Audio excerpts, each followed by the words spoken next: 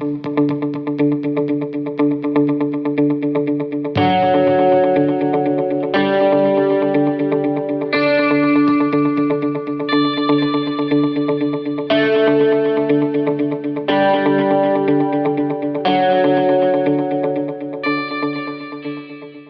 welcome to the Push-Pull Sales and Marketing Podcast. I'm Marcello.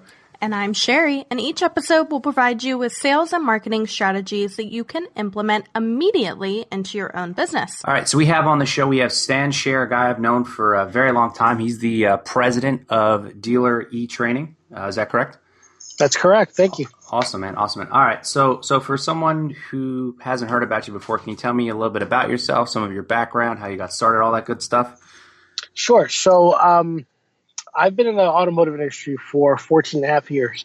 And the way I started was I actually initially went to college to be a school teacher. And I was living with my parents and I was working as a lifeguard. Actually, I know you from those days.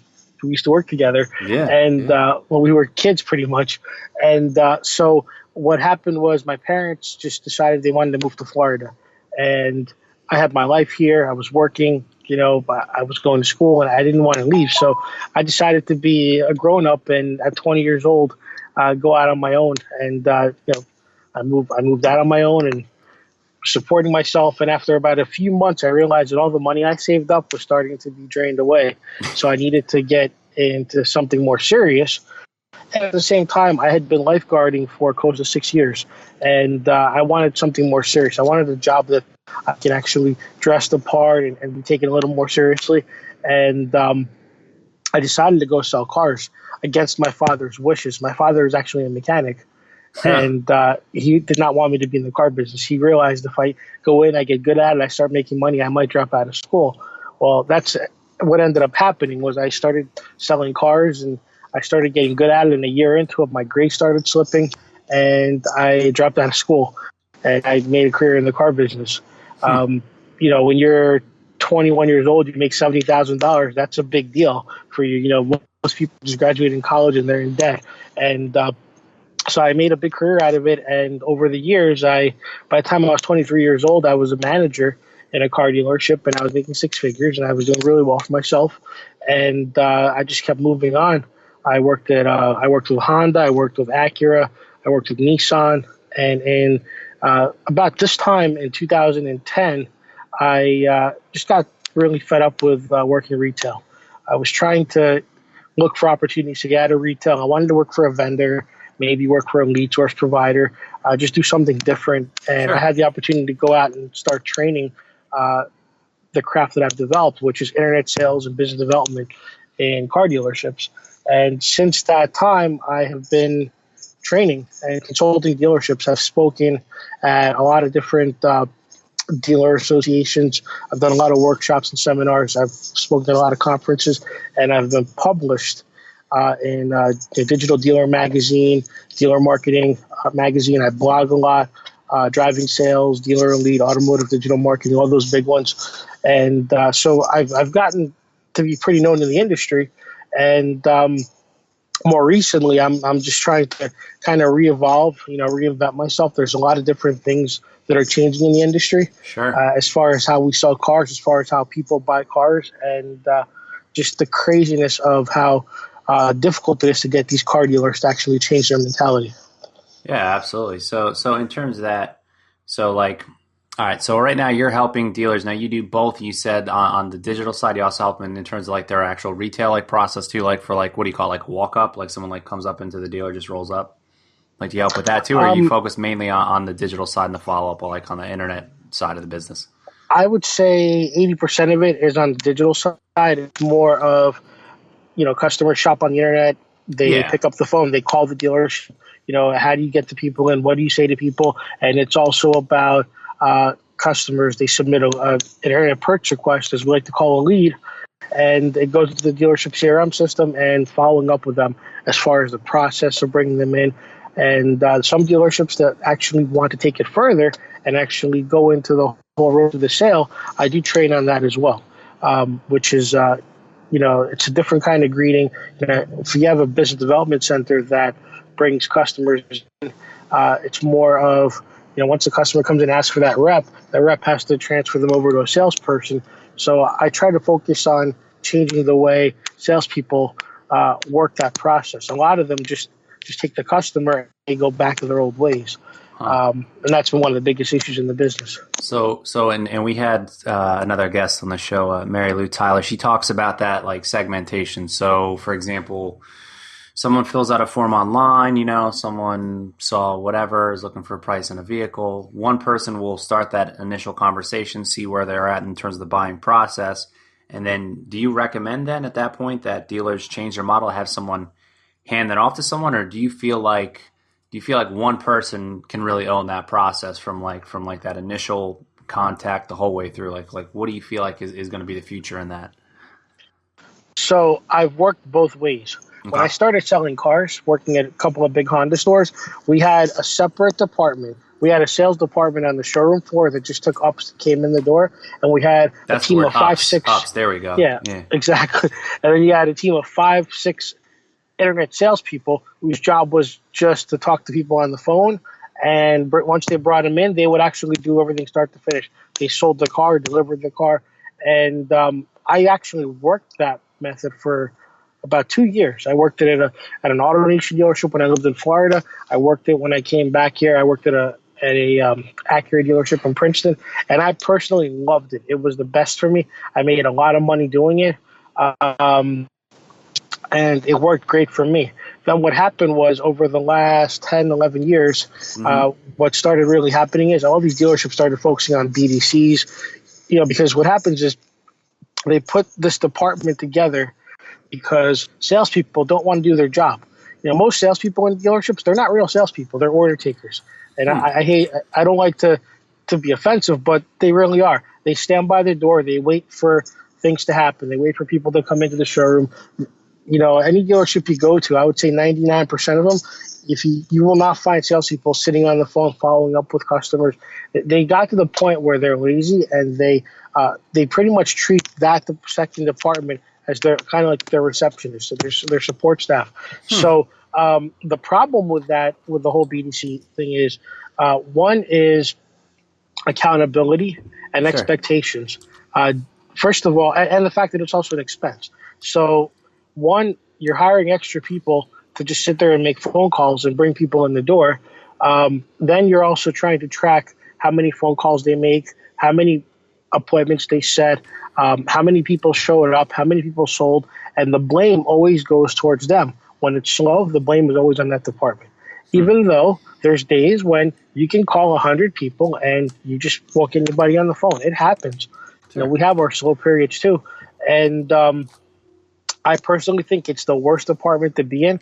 Unfortunately, or fortunately, however you want to look at it, that's the niche that I became a part of, I would say probably 11 years ago. So do I like that model? No, I personally think that the model should change. And I've been talking about this particular model of changing for the last 2 years. Here's the problem too, though.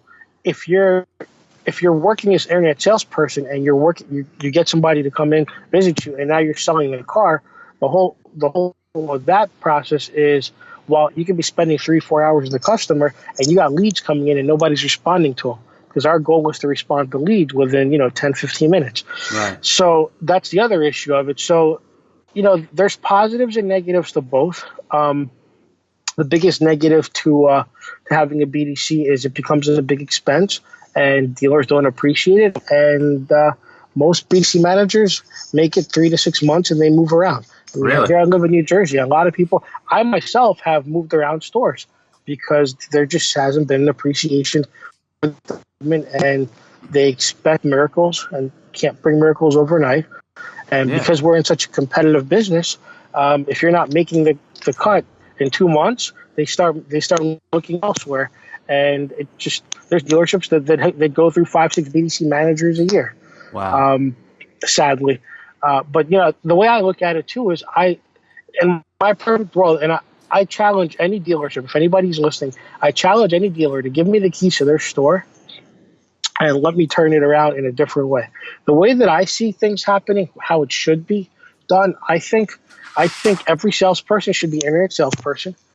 I think you need to get rid of all the dead weight, all the dinosaurs, all the people that aren't willing to conform, people that are not willing to talk on the phone or follow up. You should not be outside of a dealership hunting for ups, trying to jump on the next person that pulls up to the dealership. Let people roam around the dealership. Let them look at what they want on the lot.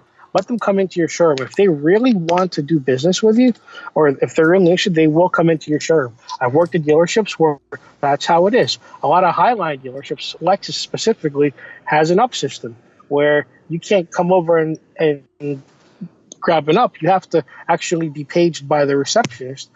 And if you're next in line to talk to a customer, if the customer is interested in talking to you, that's how you do it. As a matter of fact, Ray Katina, and I'm sure you know Ray Katina if you're from the area. Yeah. Ray Katina stores, that's how they do it. And a lot of Highline stores have it that way. And I feel like the way that I would do it is there's a company out there called The Next Up, and they have a program which actually tracks like an up system. And the way I would do it is, like I said, I would get rid of all the dead weight salespeople that are out there now. I would get maybe some millennials, maybe people that are hungry to be on the phones. That this way their follow-up process is going to be, maybe you get 10 guys instead of 30 salespeople, and you really just get these guys to make their phone calls, follow up with customers, have an up system. And when, basically speaking, if a customer comes in fresh, into the showroom that hasn't contacted anybody on the internet, if that specific salesperson is with a customer or has an appointment, the next one that does not have anything going on is going to get that up. So this way, but it's got to be managed a certain way, and sales managers have to be more CRM managers than just managing numbers and going into closed deals. They actually have to manage a system, which a big problem too is a lot of managers don't manage CRM. So it just comes down to managing people and being more efficient. I feel like I could probably take a dealership, sell 100 cars a month, and do it with 6-7 people efficiently without having to flood my floor. Yeah, that's a very interesting model. Again, talk about like things that actually changed. I think it's almost 2 years ago. I purchased a new Toyota, and so I went online. And the local dealer, I called, and I was like, "Look, man, I'm going to make your life really easy. This is what I'm looking for. Here's my information." And then talk about that experience. Like when you walk in the dealer and they're like, "Hey, I'm looking for this guy," and they're like, "Oh yeah, so are we. We don't know where he is." And then I go through the whole process of giving him my email again, giving him my phone number again. Yeah. I'm like, that's why I filled out the form. That's why I called up so I wouldn't have to do this. Yeah. And then in terms of that, basic sales process where, what you're talking about, like dead weight, what some other people like to call assisted living, where you get people that have kind of been doing it forever and you're kind of living off of that. Now, again, you do have some businesses like maybe the high end where someone will just roll in, whatever, but today's consumer is definitely differently educated. They know more about the cars and the vehicle and the pricing, and then their services too, which it's interesting to see like how that's evolved. Like I think there's and I know you're very vocal about that, like services like TrueCar.com, where you do that and use that as an actual lead source, but you're also giving away your information. You're giving away like where the data is, like what you're selling a car for. Whereas maybe 10, 15 years ago, you didn't really have that. So people didn't know, what the actual rates were aside from like Kelley Blue Book. And then likewise, they didn't know like what kind of tactics that you would use. So, I mean, how does a dealer adapt to that? You have a better educated customer, which isn't necessarily a bad thing because they're coming to you and maybe a further along the process. Like when they go to your lot, they're probably 70-80% ready to buy. But how do you adapt to that where they know about your process and they know more about pricing? How do you differentiate and find value, especially when I'm like, well, if you're not a high volume dealer, why would I go to you? Because I can get a better price somewhere else. The reality is high volume, low volume, these dealers, they all get aggressive. They take aggressive deals. And, a great deal to a customer is a perception. It's what they perceive to be a great deal.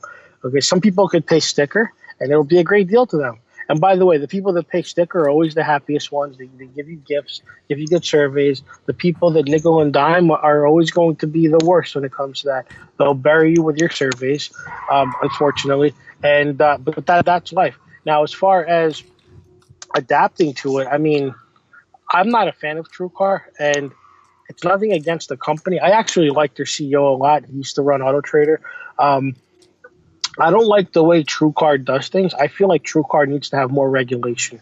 Um, the problem with TrueCar is you get, five of the same make dealers in the same market, and they will sit there and they will undercut each other by $100, $200. They get really, really low to the point where you sell a car, you lose $3,000 legitimately.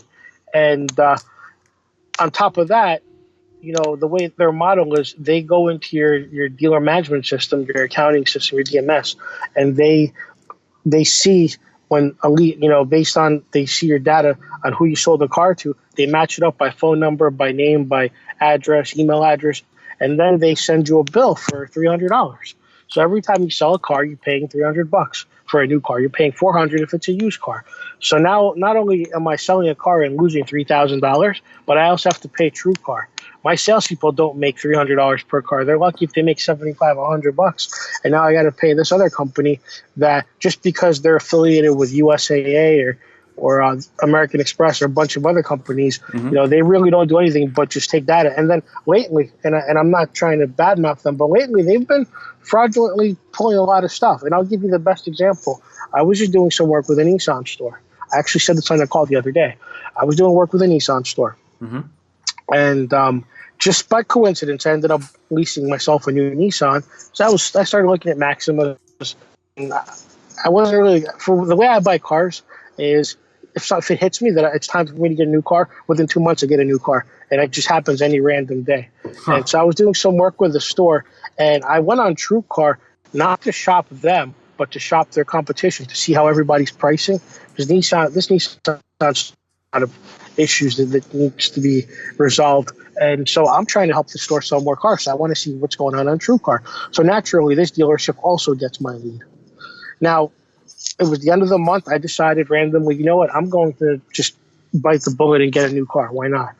So I got a new car. I leased a brand new Maxima on May 1st. And May 3rd, dealership's ready getting an invoice for my car deal. Like, I didn't shop them for it, and so I also noticed I was helping them clean up some stuff. They have about $8,000 in outstanding invoices with TrueCar. They didn't pay in the last 3 months because the office manager thought that they canceled TrueCar, which they didn't. And when I started going back and digging through the sales that they're trying to take credit for, I got the most ridiculous stuff. I got cars that were wholesale to a wholesaler that TrueCar's trying to claim credit on. I got cars that were sold by other dealerships that we didn't even sell that they're trying to claim credit on. And I got, like, for instance, one of our salespeople at the store, their sister bought a car and they're trying to claim credit on that just because she went on a site once. So I don't like the way that they work it. And I also think that they need to work better with manufacturer compliance. Nissan, for example, has a set way of how you're allowed to price cars. And you're not allowed to go below that threshold. And unfortunately, in New Jersey, almost everybody's going below that threshold. And the way that Nissan is getting serious about it, a lot of dealerships are going to start losing a lot of money and get fined for it by Nissan, by the franchise. Yeah, so by the manufacturer, sure. Now, I do think that it's great for leads. If you're in a really small store, your website's not converting as much and you need leads, it's great. But I challenge dealers this.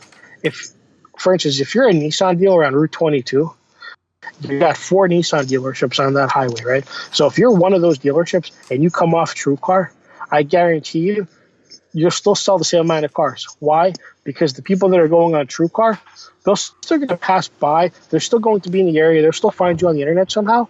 And they're going to call you to see if you can match another dealer's TrueCar price. So if you're off the program, you might as well match the TrueCar price and not worry about paying TrueCar that $400 or $300. Right. But it's all market driven. If you're able to pull business from far away and sell cars that way, great, to get the market share. But there's positives and negatives to it. It's great for used cars because you got just another advertiser, used cars. Sure. I think that they just need to keep working on their model a little more. It could be a great model. The fact that they have those partnerships is a beautiful thing.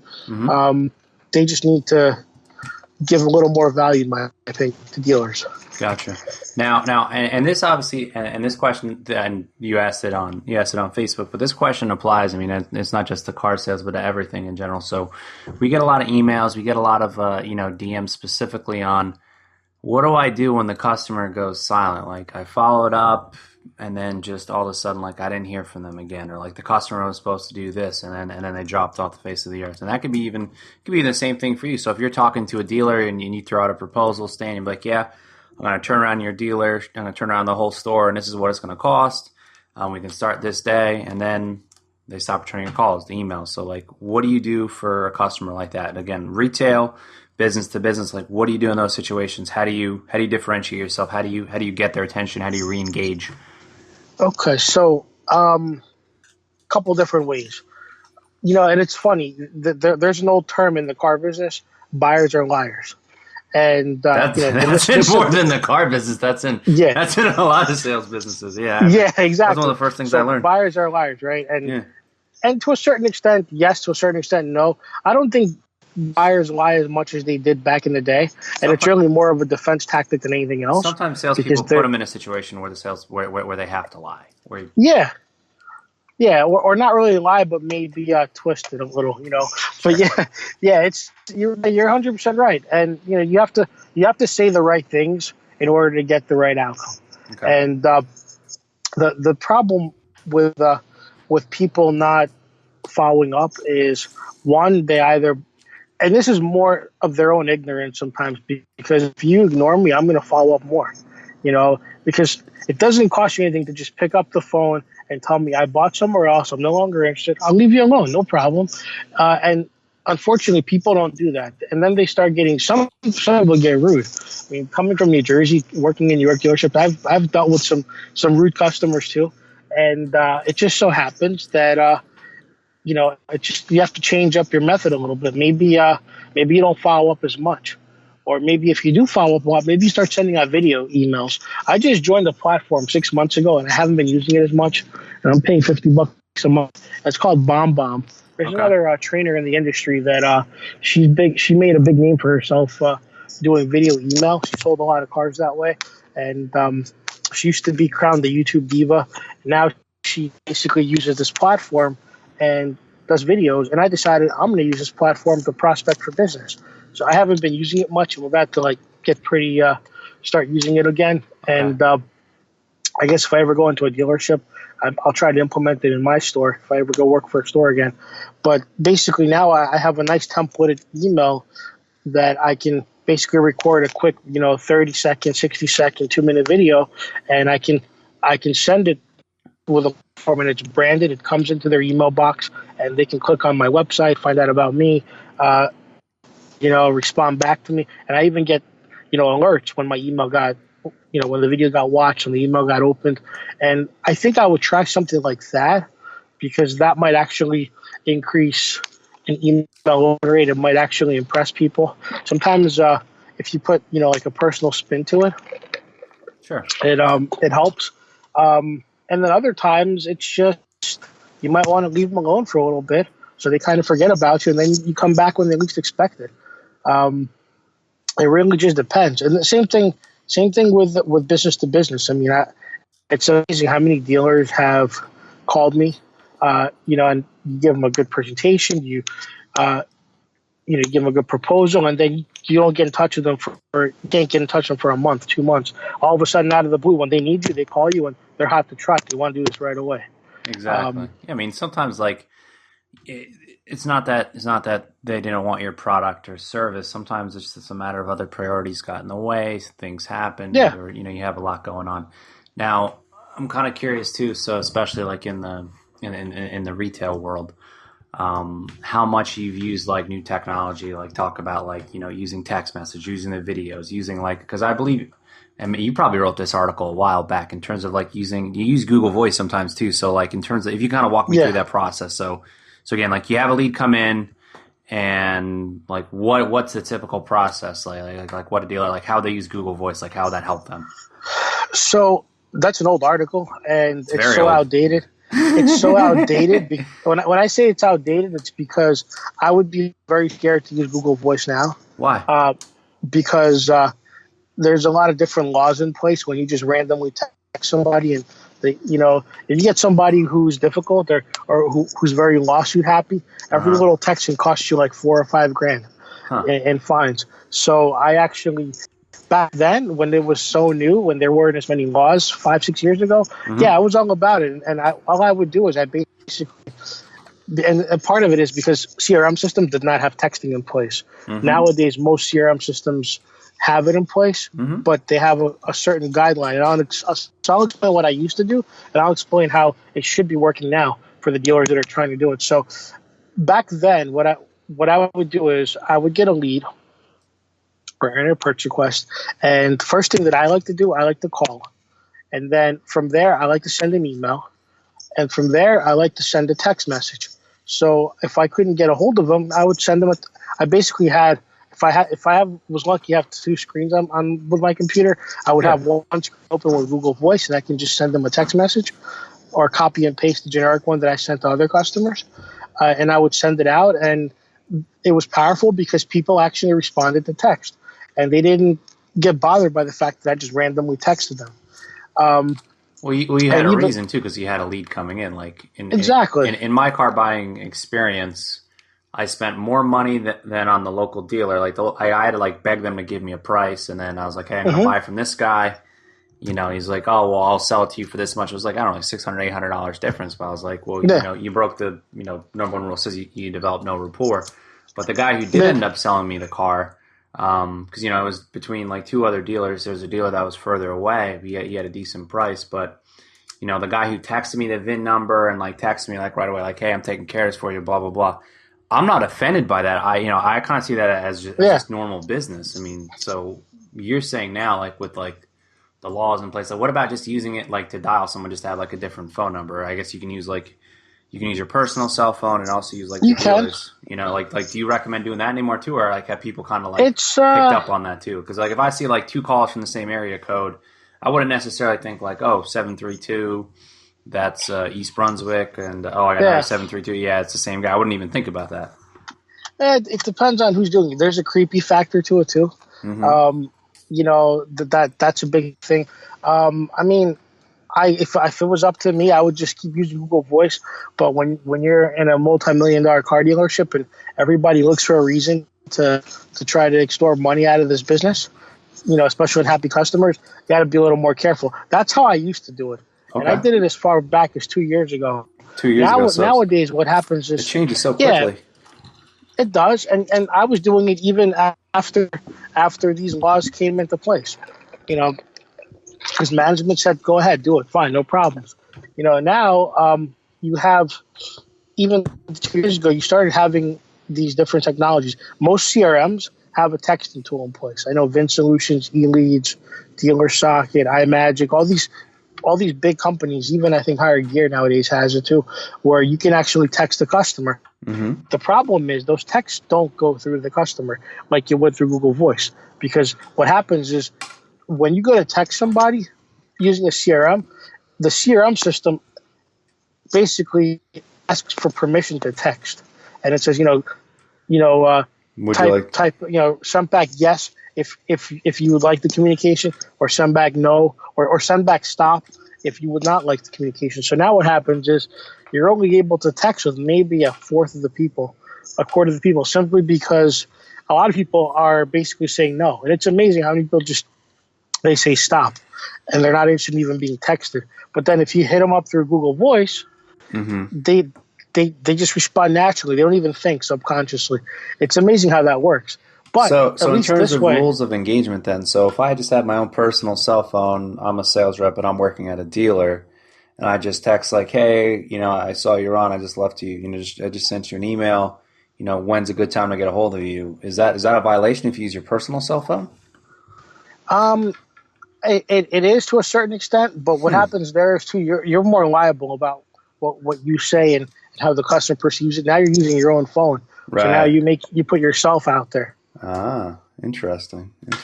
Okay. So in terms of, again, it's a rapidly changing sales environment, a lot of different industries. What are some questions what are you hearing from people? What are they asking you? Like, "Hey, I have this challenge, can you help me out?" What are the common things that you're running into? Right now, the biggest challenge is traffic. Um, the business is going through some tough changes. I'm predicting, and I'm not the only one that's predicting it, but this has been a lot of talks. Pretty much, what happened in 2008 with the economy, the housing crisis, it's about to hit the car industry. Um, You think so? Like and for the like you talking problem, like overextended like people and like subprime like so or exactly, subprime loans. You got people buying cars that shouldn't be buying cars. You got a lot of repos out there. You got a lot of leasing out there, which is really driving the used car market down because there's too much inventory. Um, there's a ridiculous you got amount of rebates. inventory.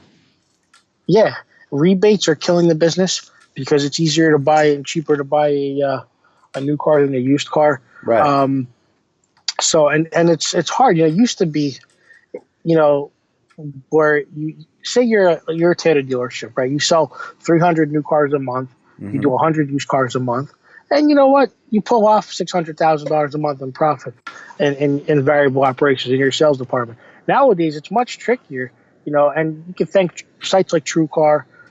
You could thank just the competitiveness of where everybody's giving away cars. You're selling Hmm. cars at a loss. The only way you can recuperate some of the money is through your finance department. And then with used cars, the same thing. You used to be able to make $3, 4, $5,000 front end profit on a used car. Nowadays, the way that we price used cars, we have great programs out there that price them aggressively. You can go and see what everybody else around you is pricing a similar car, and you price it for $100 less because when people are on Auto Trader or on your website or Car Gurus looking for that specific car, they're going to always look for the lowest price first. So if you come up first, second, third, they're going to call your dealership. So we get competitive over pricing, and now uh, our front end grosses on some of these big stores. They make maybe anywhere from $200 to $500 on the front of the car. They make maybe $1,200 on the back end of the car. You make your $2,000, you move on.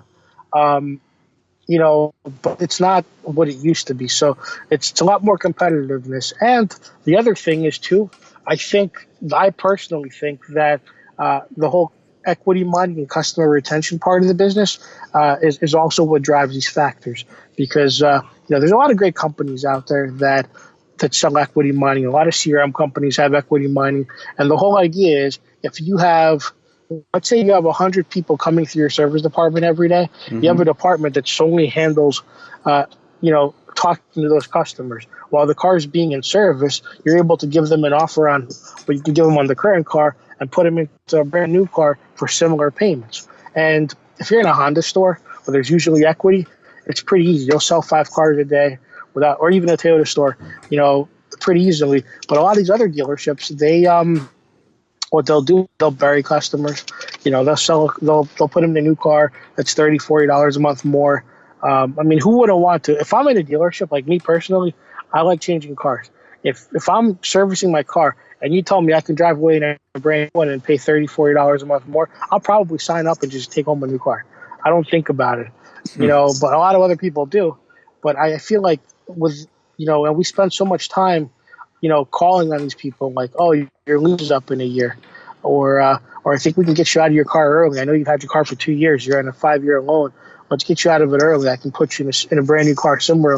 What you're doing is you're acquiring a used car inventory, so if you can sell them a new car, so you can make it certified and sell it, and then you're keeping these customers buying cars from you, and it's nice. But I think at some point that's going to hurt too because a lot of these dealers are now like, oh, we have this 100,000 customer base. We should be selling all these cars. The reality of it is, if you stop taking good care of these customers, um, they're not coming back to you. There's a dealership out here. I don't want to mention the name. I'm friends with the owner, but there's a dealership out here that bought a dealership that was a really, really huge dealership. It was always in the paper. It was always on the radio. Really big dealership that burned through their database. They used to sell 600, 700 cars a month. Now they're doing about 3. The previous dealer ended up having to sell it. He kind of was forced into it. And the current owner bought it for the simple fact that he has a big database. Problem is the database does not like the dealership because the people that worked there before, they burned through those customers. And it's going to take a long time to rebuild that trust. Sure. So follow up question then. So you're in this industry, or just in sales in general. How do you differentiate yourself on an item like that, where people try to commoditize it? How do you deliver value that, like, what do you do that actually would separate you? So again, we talk about, again, like, well, for cars it's a little bit different because, again, like, there's slightly different various in model and like what you can do and all that good stuff. But if you're like in insurance, you're in like annuities or Uh-huh. investments and stuff like that, I can buy insurance from him. I can buy a stock from him. I can buy a similar vehicle. Again, you mentioned you have 4 Honda stores like right there on Route 22. How do you deliver value differently? Like, what do you do what do you do to differentiate yourself, but also stay compliant, to stay within the boundaries? Um, you know what? I would say you can personalize your experience. Um, you can try to make the experience more personalized. Like I mentioned videos before. Mm-hmm. You can have better follow up. You can actually answer customers' questions when they ask them. Be direct about it. Don't play the game. A lot of people play that game. And it's all about when can you come in, when can you come in. But I feel like, and this is why I talk about having a department that's an internet dealership and not just an internet department where you have everybody work a specific way, because now it comes into play with a little thing we call digital retailing, Mm-hmm. which there's a lot of companies out there now that are starting to play around with putting widgets on your website where you can actually make the whole deal online, Mm-hmm. come and pick up your car, and you're done. Yeah, isn't there like an And app that lets you like get like your loan and do everything like just on your phone? You don't even need to walk in the dealer. there's a couple of them. Well, you're gonna have to go and sign the paperwork and pick up the car, Sure. but the negotiating part, the problem that what I'm noticing is I just spoke to one of my good friends the other day. He's got a similar company that he owns now that does something, and people aren't, as much as everybody tells me. I got friends that say, "Oh, I wish I could just go online and order the car," and that's all great. But when it comes down time to order the car online, you start to do the process. It feels so easy. You almost feel like it's not true, and you don't do it. And my friend told me that he has his company. They're finding that as much as people, like to say that they want to order cars online, they kind of still want the traditional process. And the reality of it is too, you still need to go somewhere to drive the car, feel the car. I would not buy a car without driving it first, personally. It Yeah. has to, you know what I mean? So, I for me, it's not like ordering food, from Whole Foods and Amazon. I know Amazon just bought Whole Foods. It's not like ordering foods. I know I'm going to eat this, or even shoes too. I don't always like to buy shoes online because I want to be able to actually put them on, wear them, see if they're comfortable, and I'm sure a lot of people still feel that way. Mm-hmm. Just that it needs to be a little bit of a more easier process for them. Okay. And it's the other problem too is, it also depends on your market. We got a specific kind of demographics here where they're very price driven. I mean, I can sit there and talk about value and your follow up all day long, but we have such an interesting demographic here where if there's 4 dealers, they'll there's no loyalty. They'll go to the one that saves them 50 cents. It is what it is. So it's kind of hard to sit there and talk about just selling value. I mean, to some people, I mean, you should always, keep on, doing your process, sell your value, but got to remember that at some point, that's only going to take you so far. And this is just real talk. This isn't just a sales trainer trying to motivate. I'm actually telling it like it really is. Okay. Cool. So one thing again, I'll ask you in terms of separating you. So what separates you from your competitors? So again, like we talk about what you do. So why would I reach out to you versus trying to keep doing things in house, or versus going Um, to going to a different chain? Like, well, what's going to separate you from your competition? So yeah, there's quite a few of us out there in the industry, and there's a bunch of people that have been in the business longer than me. Um, the thing that separates me from a lot of other people, I would say that I'm probably one of the youngest sales trainers in the business, and what makes it different is the fact that, one, I'm a millennial, but I'm not a typical millennial. I'm not the kind of millennial that gets stereotyped. I'm a millennial that thinks like a 60-year-old. I have old school traditions, but I know how to cater to other millennials. And who's going to be buying most of the cars out there nowadays and in the future? It's millennials. So I know how to deal with millennials. I also have a very open mind. I'm very creative. So, I can take the old and mix it with the new and make it work. I've been very successful with selling cars and managing dealerships in a certain way, and that's something that I can offer to dealers. I like to tell dealers what they need to hear, not what they want to hear. A lot of my competitors, they learned what dealers want to hear, and that's what they keep selling. They keep selling the same old thing for year after year, and even if it doesn't work, they keep selling it because it's all about being greedy. And there's the guys out there that way more successful than me, that make way more money than me, but at the end of the day, they're not true to themselves. And with me, it's just all, there's a certain way that I do things, and I may not be getting enough business because of it, because I have my own way of doing things, and I feel like, and I know it'll work if I get into the right dealership. I've had dealerships that have done well with my service. I've had dealerships that haven't done well with my services. The difference is the ones that actually willing to listen and follow the process, they do great.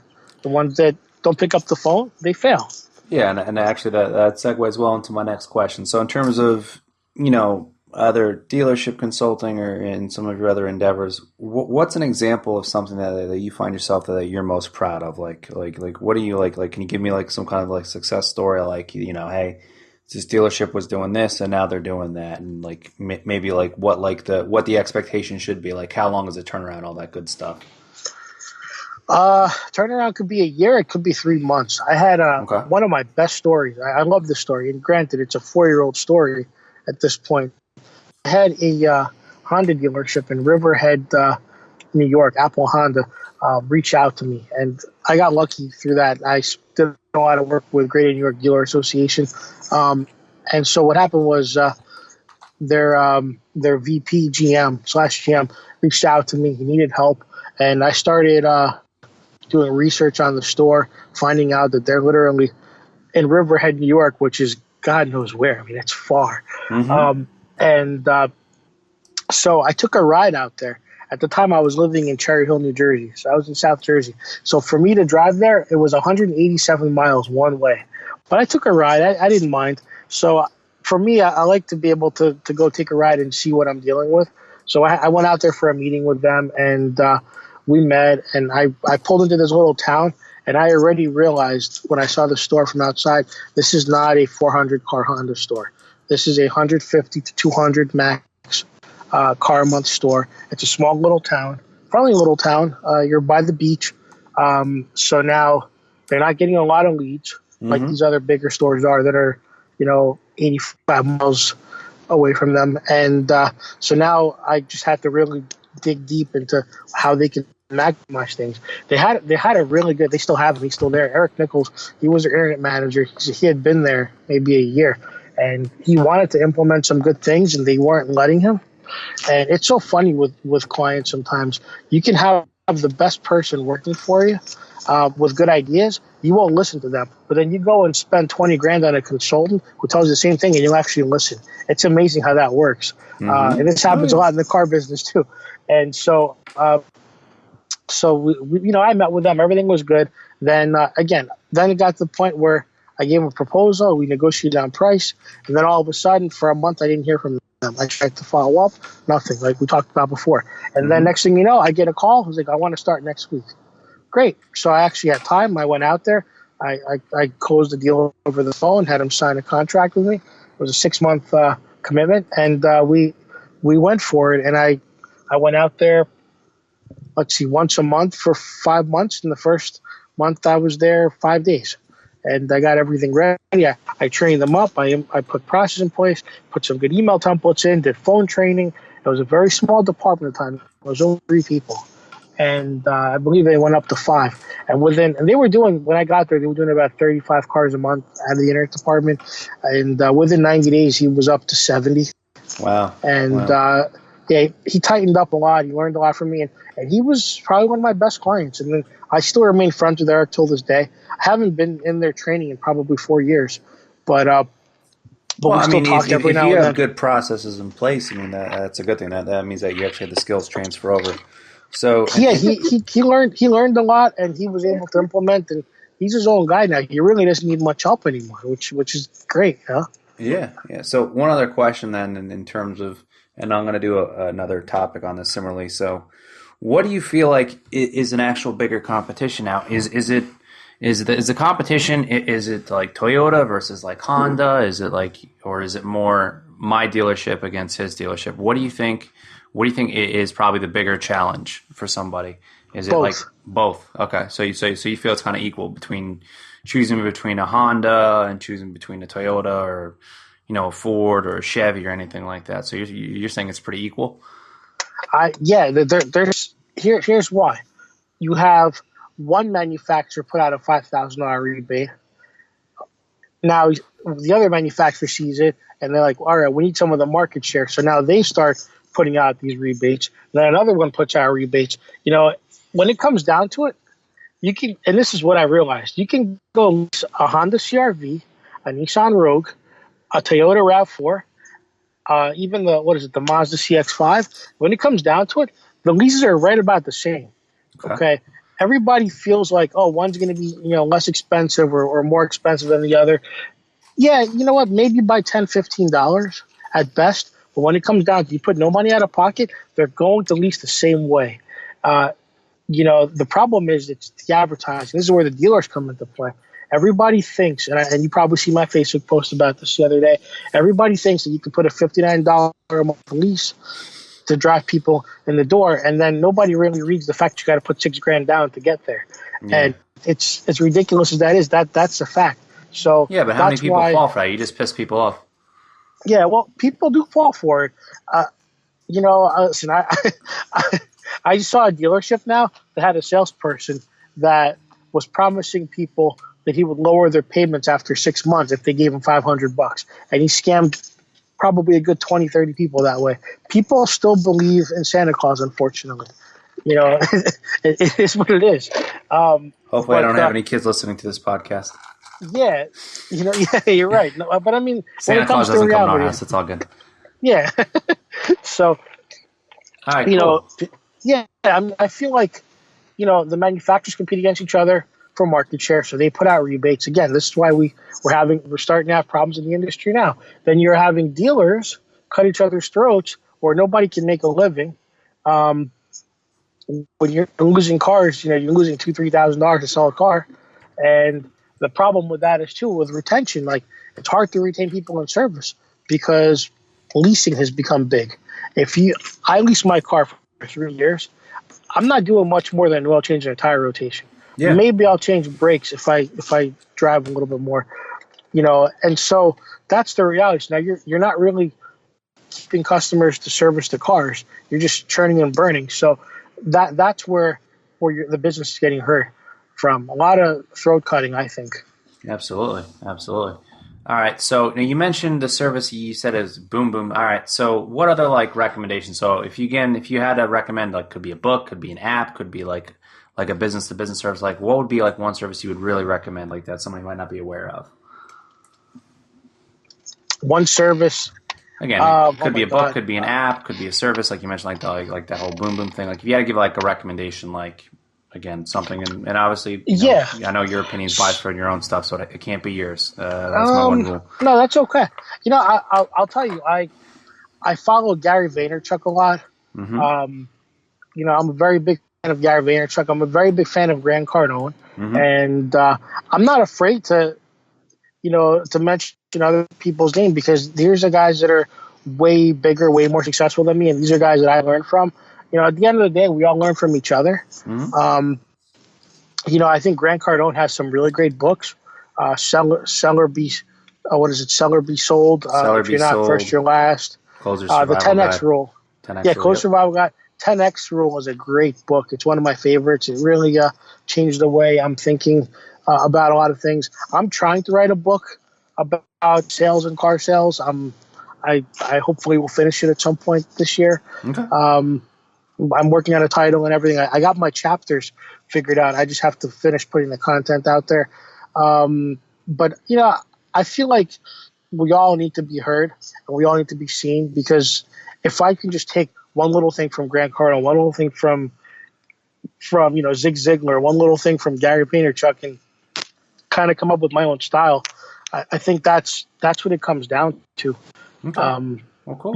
We're not reinventing the sales wheel. I mean, we're just learning from each other. Absolutely. All right. So if somebody wanted to find you, what would be the best way to reach you? Is it email? Is it on your website? If Um, someone wants to find you, what's the best way to find you? so my website is www.dealer, the letter E and the word training.com. Okay. So www.dealeretraining.com. Okay. I also have a new website still being worked on, but it's out there. It's stansher.com, Okay. STANSHER. My email address is stan@dealeretraining.com. Cool. I'm all over the internet. I'm on Facebook.